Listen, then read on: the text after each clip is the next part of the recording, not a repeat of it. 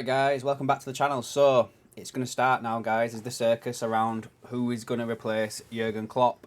We're going to get, well, I'm going to do a few videos and everything that kind of comes out just to basically give my opinion on it. And I do find it funny how nobody had any idea that this was coming, and then literally the day after there's articles out saying, like here for instance on The Athletic, this is the one I'm going to go through today, basically saying that people at the club had some sort of idea that this was going to happen for a long time, and that the players thought that this was kind of like the last dance, Michael Jordan type thing, and they kind of thought that there was this was going to change in the summer. If you knew all this, why didn't you run with it earlier on? Do you know what I mean? It don't make no sense, guys. So I don't think they know. What I think's happened here is that there's a certain member of the staff at the moment that's leaving that likes to talk a lot about himself and big himself up to the journalists, and he's opened his mouth basically and filled him in a little bit. That's what I think's happened here. I'll let you guys think about who I'm talking about.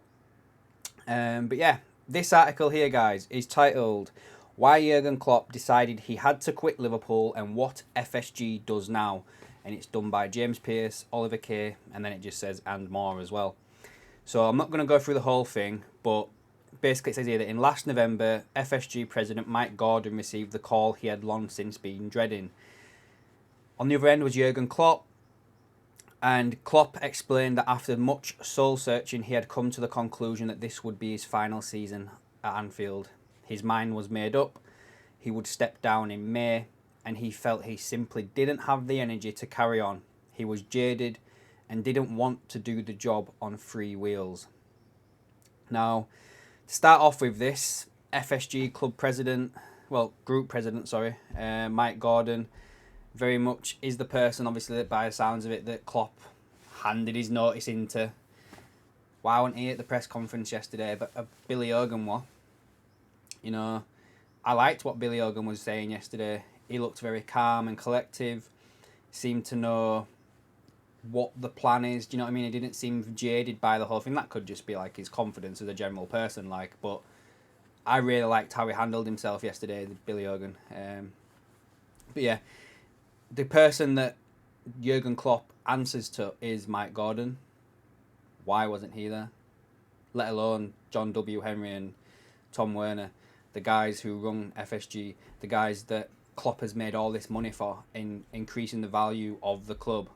Do you know? So with success on the pitch, don't make no sense why they're not there. I'm not trying to say there's something else going on behind the scenes, but you know, Jurgen said a couple of times yesterday in his press conference to leave that, you know, it's nothing to do with FSG. But if you're stressed out and you feel jaded, as this says here, you are jaded in doing your job. Why is that? You know, do you not have the right tools to do your job? Do you not have the right equipment, the right backing, whatever it is? When in our day-to-day jobs, what is it that would make you feel that way? Something to consider, guys. So we'll scroll down a little bit more. There's a lot of stuff here that we already know. So there's this paragraph here as well. The decision to go public with his seismic decision on Friday was Klopp's. He was desperate to ensure that staff, players and supporters heard it from him first. He knew the longer he waited, the greater chance of it leaking out via the media. Now, again, I was on a live stream for a few hours yesterday in the afternoon and again in the evening on Cop Talk, and we had someone over there who contributed, I think his Ed, mentioned that he thought that the reason why this has come out now, because a lot of people were questioning, even I think I put in the chat there, Graham Souness and Phil Thompson were both saying, why has he decided to do this now? I think this is the reason. I think it was to be in charge of the narrative. You are controlling the story. It's not somebody else that's got it. That's why we've done it now. And he says here he felt his inner circle and their families deserved clarity now so they could start to plan for the future. Klopp's quoted here in saying, in an ideal world, I wouldn't have said anything to anybody until the end of the season. Win everything and then say goodbye. But that's just not possible because nobody will sack me. I have to make this decision by myself. Just scroll down a little bit more, guys. It was during the meetings to discuss pre-season preparations ahead of the 24-25 season, which will see Liverpool play a number of warm-up games in the US, that Klopp first questioned whether he had it in him to go again in July. I'm usually the leading part of these meetings, and I just couldn't do it. The struggles of last season when the wheels came off and Liverpool trailed home 5th in the Premier League have taken their toll. Klopp had turned down the opportunity to lead Germany into the Euros following the sacking of Hansi Flick, someone who I think could be in line for the Liverpool job, last September, because he felt a duty to put his Anfield reign back on track. Friday morning was carefully choreographed. Klopp held a staff meeting in the coaching room upstairs at AXA, immediately followed at around 10:30 by a meeting with the players in the dressing room.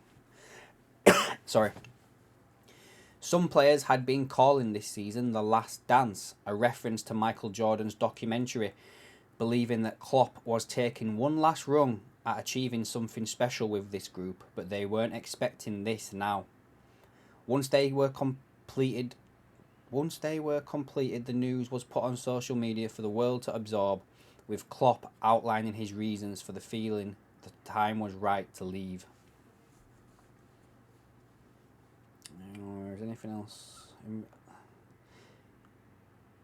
The reaction from both staff and players was complete and utter shock. Apart from the chosen few in the loop, no one saw this coming. There were tears among some of the staff. You've got to think that his close staff knew about this, Linders and stuff like that. Especially when they know that their jobs are on the line and they're leaving as well. So you'd have thought they knew.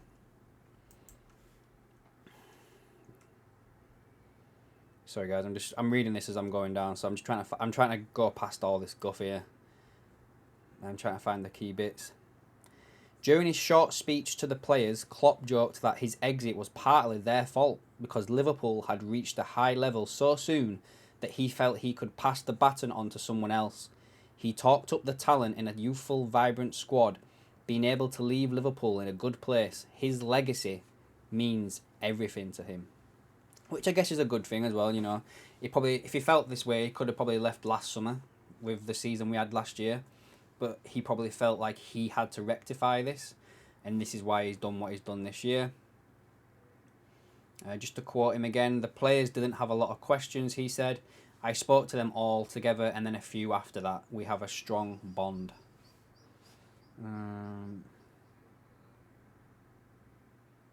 Klopp had been concerned at how the news would impact the afternoon session, but he was delighted by the fact that it was business as usual. He told the players there was an opportunity to write more chapters between now and May, ensuring this unforgettable era ends on a high. He is convinced it will galvanise everyone rather than act as a distraction, which I think so as well. Like, I honestly think that, you know, we need to go on and win all 4 trophies now. I really do think that, guys. I think that this is something that we should really be pushing for. And it's something we can definitely do now. 100%. This is definitely something we need to do now. So what now, it says here. Klopp is adamant there'll be no U-turn like Alex Ferguson in 2002. He had been irked by former Liverpool left-back Jose Enrique's suggestion that a lack of financial backing in the transfer market from the owners had contributed to his decision to step down. He's quoted here as in saying, FSG has nothing to do with this. I don't really agree with that. That's the one bit I don't believe him about. I believe everything else about lack of energy, but to say that they've had nothing to do with this whatsoever, I don't believe it, guys. I really don't. Klopp has always accepted the financial restrictions of the club's self-sustaining business model. The fact he has made it work makes his record at Anfield all the more remarkable. Yeah, it does. Like, we haven't been successful the way we have because of FSG. We've been successful the way we have because of Jurgen Klopp. And now they've got a massive decision to make on getting. They have to get this right now. If they get this next appointment wrong, then they're going to get so much pressure put on them. They really are. The search for a successor started in November when Gordon first took that unwanted phone call. The data department, headed by Director of Research Will Spearman, has been doing background work for the past 2 months on which candidates across the globe might fit the bill, stylistically giving Liverpool's brand of football. Again, like, they've been filled in on this, guys. They've been briefed. They haven't known this all this time. However, the active search starts now. At this stage, no approaches have been made to any candidates. The leadership, of course, knew this time would come, and although Klopp's contract ran until 2026, they had been an understanding that this deal was informally until 2025, with an option of another year. With 18 months to go, as with players' contracts, this might seem like a sensible time to make a decision. Liverpool were wary of the impact of news leaking out that they were contacting agents and pursuing alternatives while Klopp was still in the job. Now the news is out there about his departure, that is no longer a concern. Again, this all ties into what Ed said yesterday. They're going to have to start contacting people now to go, are you interested in Liverpool? And then, because these people have got no sort of loyalty or anything like that to Liverpool or Jurgen Klopp, they could just run off to newspapers and be like, here, I had a conversation with Liverpool today. They're looking for a new manager. Have you heard out about this? Why are they doing that? Is Klopp getting sacked? Do you know what I mean? The plan is to appoint a new sporting director before identifying the new manager. That's a bit contradictory to what you just said. You've literally just said that Will Spearman has been doing background work for the past 2 months on candidates across the globe. And then in this one here, you're saying the plan is to appoint a new sporting director before identifying the new manager. Isn't that what Will's been doing? Identifying candidates. Never mind. Gordon, who appointed Klopp in 2015, will leave that recruitment drive. I think that's supposed to say lead. Will lead that recruitment drive. Lost amid the emotion of Friday was the confirmation that sporting director George Schmadtke will leave Liverpool next week. He was only ever a stopgap option and brought in to help the club navigate a testing transfer window last summer. There's still plenty of uncertainty given 3 key players, Salah, Van Dijk and Trent, are all inside the last 18 months of their current deals and are waiting for talks to commence. This is probably why, guys, that these talks have not taken place, because they've known this since November. And okay, this is going to sound very stupid, but they have to get the manager in first and see if he wants these players. Do you know what I mean? And what he wants to spend. You know, he might have to sacrifice the Mo Salah, get in 100-odd million to be able to bring the players in that he wants.